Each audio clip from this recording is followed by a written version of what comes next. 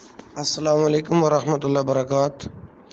سوال موصول ہوا کہ میں شادی شدہ ہوں اور صاحب حیثیت تو میرا ایک چھوٹا بھائی معذور ہے جس نے ایک مکان تعمیر کر کے اس کے نام ہبہ کر دی ہے۔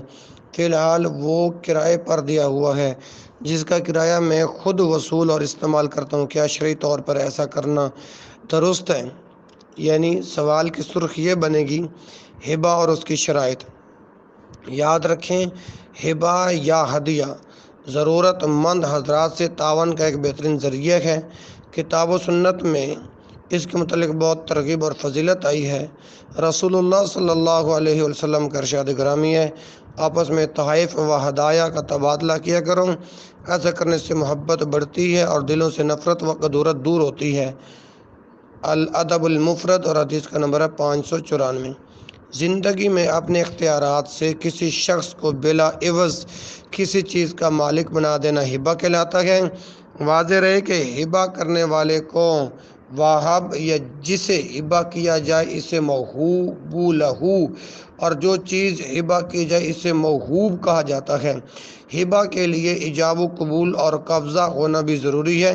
اگر واہب نے اپنے رضامندی سے موہوب لہو کو کوئی چیز دی اور وہ موہوبہ چیز خوشی سے قبول کر کے اس پر قبضہ کر لے تو ایسا کرنے سے ہبہ مکمل ہو جاتا ہے۔ اس طرح ہبہ کی ہوئی چیز واہب کی ملکیت سے نکل کر موہوب لہو کی ملکیت میں آ جاتی ہے۔ اسے مکمل طور پر اس میں تصرف کا اختیار مل جاتا ہے۔ بے تکلف دوستوں سے ہبہ کا مطالبہ بھی کیا جا سکتا ہے۔ چنانچہ امام بخاری رحمہ اللہ نے ایک عنوان بین الفاظ قائم کیا ہے کہ جو شخص اپنے ساتھیوں سے ہبہ وغیرہ طلب کرے۔ بخاری اور باب الحب، کتاب کا نام ہے الحب، باب نمبر 3۔ پھر چند احادیث سے اس عنوان کو ثابت کیا ہے۔ اگرچہ احادیث میں بلا وجہ سوال کرنے کی مذمت بیان کی گئی ہے، لیکن امام بخاری رحمہ اللہ یہ ثابت کرنا چاہتے ہیں کہ دوستوں کے بے تکلفانہ ماحول میں کسی چیز کی فرمائش کرنا کارگر است۔ یہ اس وعید کی ضد میں نہیں آتا جو احادیث میں سوال کرنے کے متعلق آئی ہے۔ ہمارے یہاں دوست و احباب میں تحائف لینے دینے اور بعض اوقات خود فرمائش کرنے کا عام دستور ہے۔ امام بخاری رحمہ اللہ نے اس کا جواز ثابت کیا ہے۔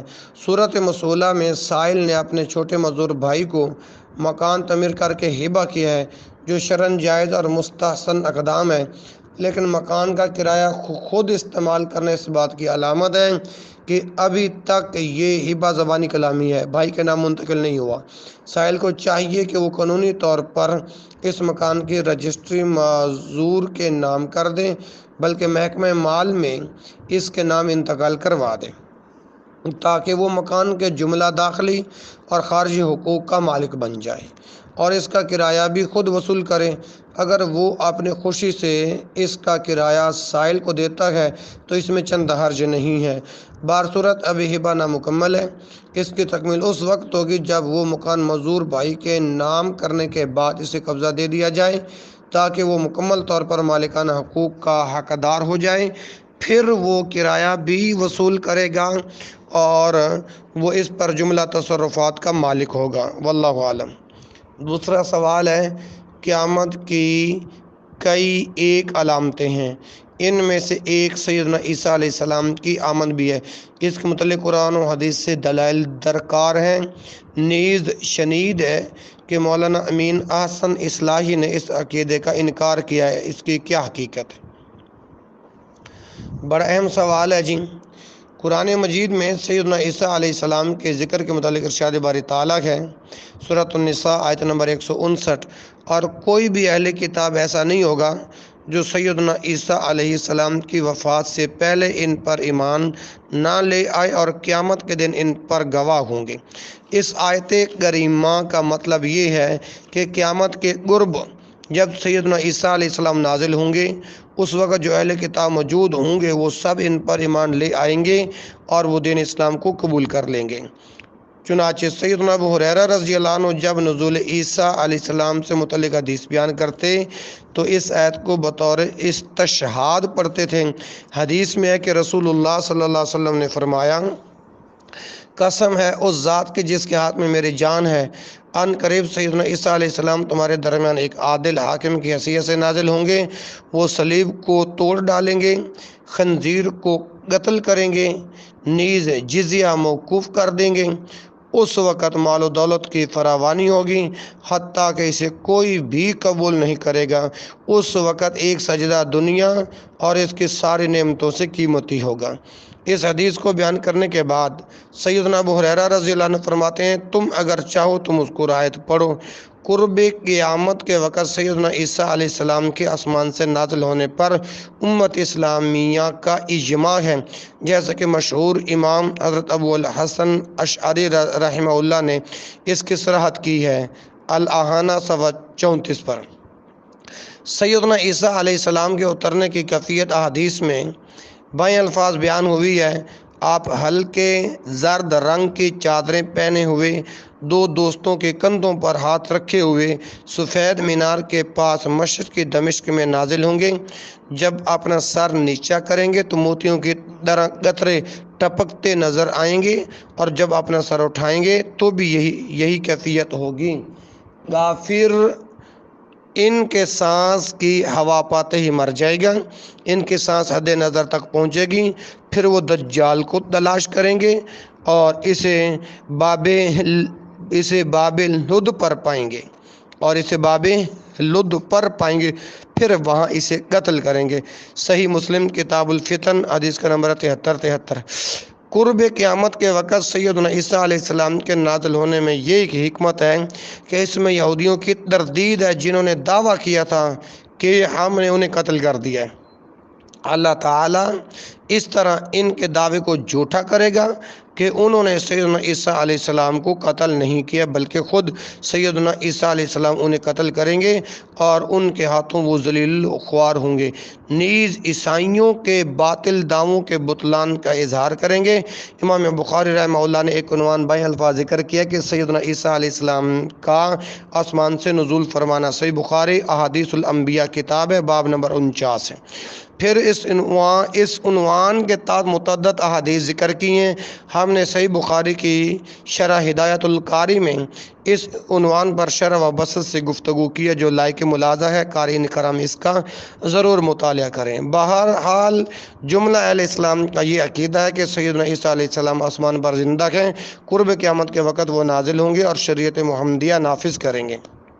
لیکن امین احسن اصلاحی نے اس موقع پر بھی دجل سے کام لیتے ہوئے لکھا ہے کہ نصارہ کی یہ روایت ہمارے یہاں بھی آ گئی ہے، قرآن میں کہیں نہیں ہے کہ مسیح علیہ السلام دوبارہ آئیں گے۔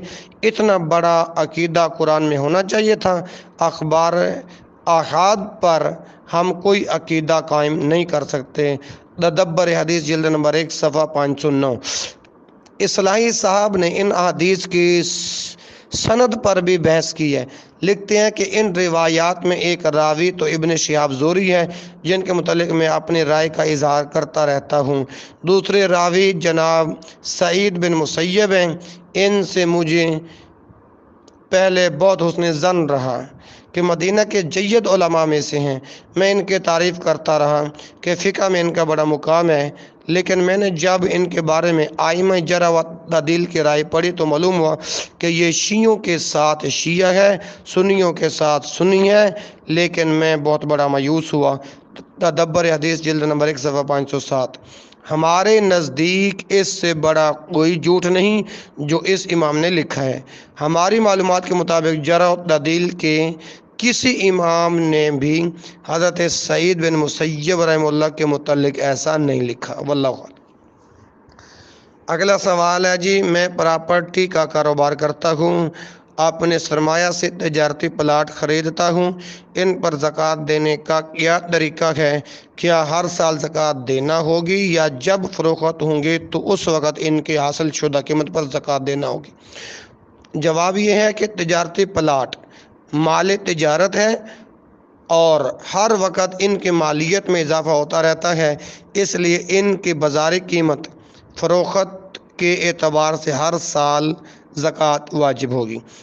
اگر پلاٹ نہ خریدنے ہوتے اور سرمایہ سائل کے پاس پڑا رہتا تو بھی ہر سال زکوٰۃ دینا تھی۔ اب اس نے اس سرمایہ سے پلاٹ خرید کر اپنے سرمایہ کو زمین میں دفن کر دیا جو دن بدن بڑھ رہا ہے، لہذا اس پر مارکیٹ کی حیثیت کے مطابق قیمت پر ہر سال زکوٰۃ دینا ہوگی۔ ہاں، اگر کسی نے اپنی ذاتی ضرورت کے لیے پلاٹ خریدا ہے کہ میں اس پر رہنے کے لیے اپنا مکان تعمیر کروں گا تو اس صورت میں پلاٹ پر کوئی زکوٰۃ نہیں ہے۔ ھذا ما عندی واللہ اعلم۔